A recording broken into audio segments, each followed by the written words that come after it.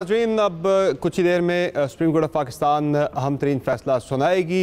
Deputy speaker Punjab की ruling से मुतालिक ज़ाहिर है पंजाब की हुकूमत का इन्हिसार इसी फैसले पर है। हमजा शहबाज वज़ीर आला के तौर पर कंटिन्यू करेंगे या परवेज़ इलाही पंजाब के अगले वज़ीर आला होंगे, और सेंटर के अंदर भी जो गवर्नमेंट है इसके बरकरार रहने का बहुत ज़्यादा इन्हिसार है इस फैसले के ऊपर।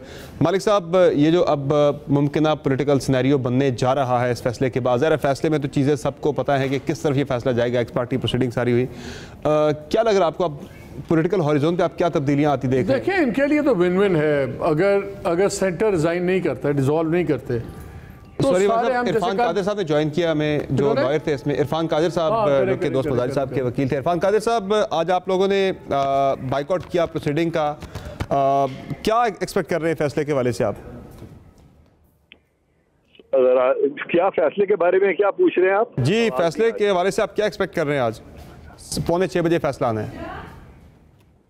देखिए, मैं ये समझ रहा हूँ कि ये जितनी भी प्रोसीडिंग्स हुई हैं इससे अननेसेसरी बहुत कंट्रोवर्सी का शिकार हुई है हमारी अदलिया जो है।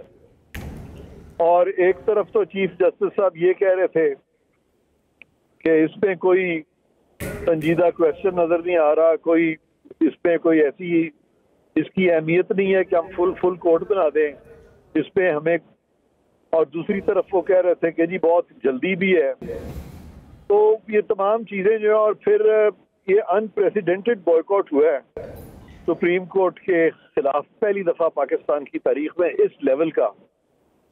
अगर ये लाखों लोग कह रहे थे, अगर मैं बेंच पे होता, मेरे पे एक शख्स हल्की सी उंगली भी उठाता, मैं बेंच छोड़ के भाग जाता और कहता दूसरे सुन लें केस।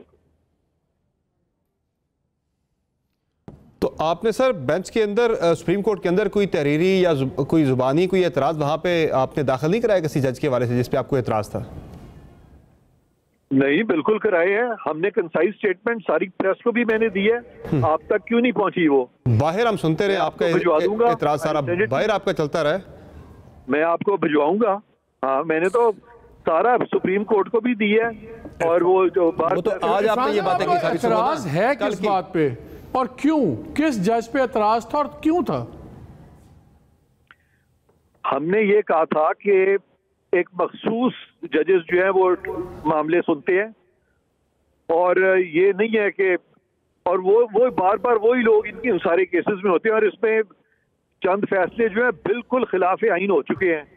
तो उससे कम से कम ये एक चीज नजर आ रही थी कि वो जो न्यूट्रलिटी जिसका तकाजा यानी इंसाफ करता है, वो न्यूट्रलिटी जो थी वो होती हुई नजर नहीं आ रही थी बेंचेस फॉर्मेशन की वजह से। और सुप्रीम कोर्ट के अपने जजेस के एतराज़ात जो एक दूसरे जजेस पे आ रहे हैं, तो इसमें क्या। और मुझे ये बताएं कि काजी फायज ईसा साहब का केस जो है, वो एक जज साहब का केस अगर 10 जजेस सुन सकते हैं, तो सारे पाकिस्तान का केस जो है वो 3 जज सुनेंगे। हमें ये चीज समझ नहीं आ रही। उसमें ये भी कहा कि जिससे पाकिस्तान आज के हमारे सामने फुल कोर्ट बनाने का कोई कानूनी जवाब पेश ही नहीं किया गया। एक मिनट समर सर, ये मोहतरम इरफान कादिर साहब ये फरमाएगा, वैसे बात कर रहा हूँ कि आप जिस पार्टी की नुमाइंदगी कर रहे हैं कोर्ट के अंदर, जो आपके क्लाइंट हैं, जिस पार्टी के साथ उनकी वाबस्तगी है या एफिलिएशन है, उनका मौक़िफ़ ये है कि वो सवाल उठा रहे हैं मीडिया पे कि एक मॉनिटरिंग जज है अता तारड़ ने सोशल मीडिया पे एजाजुल एहसन साहब, मोहतरम एजाजुल एहसन साहब का नाम लिया। तो जो सवाल सर आपसे करना चाह रहे हैं वो ये कि क्या इनके नाम से, जज के नाम से कोई आपने एतराज़ कोर्ट में दिया है सर, दाखिल किया है? नहीं, मैंने तो शुरू से ये कहा है कि मेरी तो यही कोशिश है कि ये जजेस जो हैं, ये मैं इनको न्यूट्रल कहूं, लेकिन जिस तरीके से ये प्रोसीडिंग्स हुई हैं, मैं समझता हूं कि उसकी वीडियो रिकॉर्डिंग, उसकी ऑडियो रिकॉर्डिंग सारे पाकिस्तान में चलाई जानी चाहिए। मेरे और जजेस के दरमियान जितने मुकालमे हुए हैं वो ट्रांसपेरेंटली सारी दुनिया देखे, उससे खुद ही अख्त कर लें कि आया हम जो बात कर रहे हैं उसमें कोई वजन है कि नहीं है। सर ये फरमाइएगा कि एक तो आप नज़र सानी में जाएंगे, रिव्यू में जाएंगे, जो आप सुबह को भी मीडिया टॉक में कह रहे थे। दूसरा सर, ये मालिक और हम ये बात कई दफ़ा कर चुके हैं कि असल तनाज़ा जो है वो 63A की इंटरप्रिटेशन है सही। جس میں 2 ڈسنٹنگ نوٹس آئے تھے یا ڈسنٹنگ نوٹس آئے تھے ججز کے، محترم ججز کے. تو چیف جسٹس صاحب کا ایک ریمارک ہے میڈیا پہ جو ہوا ہے کہ جی مزید تشریح کی ضرورت نہیں ہے 63A کی، جبکہ ایک تفصیلی فیصلہ بھی نہیں آیا ہے. تو آپ کیا سمجھتے ہیں آگے چل کے یہ تنازع 63A کو ہی ایڈریس کرے گا سر؟ یہ جو تنازع ہیں یہ 100 سال چلتے رہیں گے، کبھی ختم نہیں ہوں گے. یعنی یہ اتنی چھوٹی سی بات تھی، اس پہ کہاں کی کہاں چلے گئے. یہ یہاں تک چلے گئے کہ 63A کی بات کرتے ہوئے انہوں نے پنجاب گورنمنٹ جو بن گئی تھی 197 ووٹس کے ساتھ، اس کو ریٹروسپیکٹیولی ایک فیصلہ کر کے کہ منرف اراکین جو ہے وہ ان کے ووٹ کاؤنٹ نہیں ہوں گے، پوری پنجاب گورنمنٹ کو انہوں نے ہلا دیا، جبکہ آئین میں یہ چیز نہیں لکھی. انکانسٹیٹیوشنل فیصلہ ہے. اس فیصلے کو بنیاد بنا کے اور اس غلط فیصلے کو بنیاد بنا کے تو ڈپٹی اسپیکر بیچارے جو میرے کلائنٹ تھے انہوں نے بھی ان کے ادب میں اس غلط فیصلے کو مان لیا.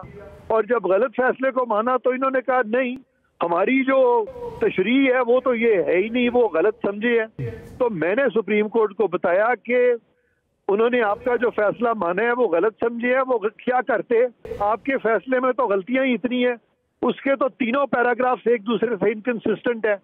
آپ ریلائی کر رہے ہیں پیراگراف 3 پہ. پیراگراف 3 کہتا ہے کہ سبقت ملے گی اس کو. پیراگراف 3 میں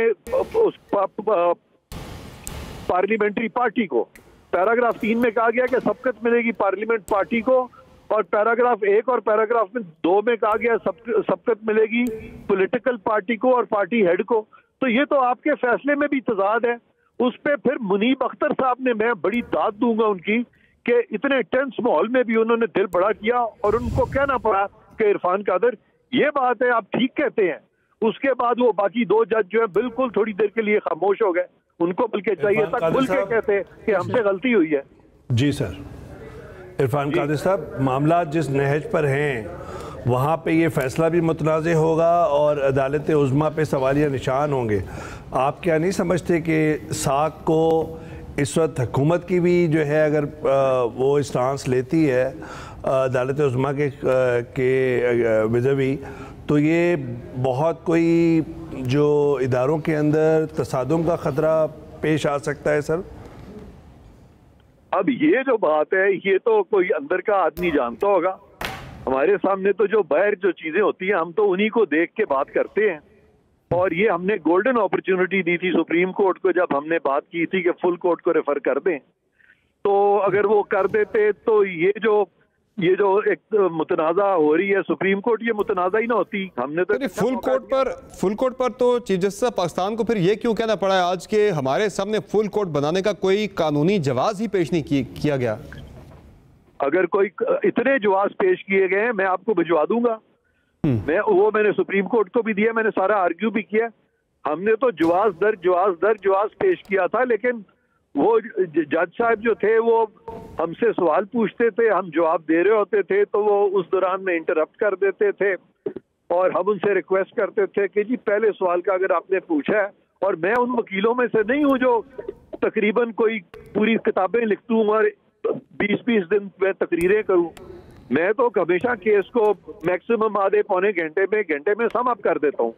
میرے بہت سارے کیسز ہیں جو میں نے 5-6 منٹ میں پورے کیسز ختم کیے ہوئے ہیں. میں تو کبھی کورٹ کا وقت ضائع نہیں کرتا. اور میں سمجھتا ہوں کسی بھی وکیل کے لیے بہت ایروگنس ہے اور بدتمیزی ہے کہ وہ کورٹ کا وقت ضائع کرے اور 3 دن 4 دن یا ایون 2-3 گھنٹے بھی آرگیو کرے. یہ ظلم ہے سارے سسٹم پہ. تو سر آپ جو ہے وہ ریویو جو ہے وہ فل کورٹ کرتی ہے، ایک تو یہ فرما دیجئے گا جو آپ نظر ثانی کی اپیل کریں گے، اور دوسرا سر جو 25 ڈی سیٹ ہوئے تھے پچھلے فیصلے سے سپریم کورٹ کے جس پہ الیکشن ہوا تھا، میری آپ سے ریکویسٹ وہ بھی ایٹ اے ٹائم ایک سوال پوچھا کریں. اچھا سر، جو 2-2 3-3 4 ہیں تو وہ کورٹ میں بھی یہ ہوتا تھا. ون پوچھے تاکہ میں ہر سوال کا جواب دوں. ٹھیک ہے، نظر ثانی کا بتا دیجئے کہ سر فل کورٹ اس کی ہیئرنگ کرے گا سر؟ جی بالکل.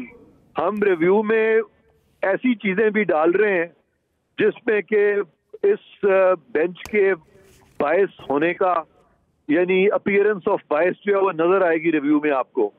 اور اس لیے ہم چاہیں گے کہ یہ خود ہی ریکوز کر جائیں اور فل کورٹ اس کو سنے.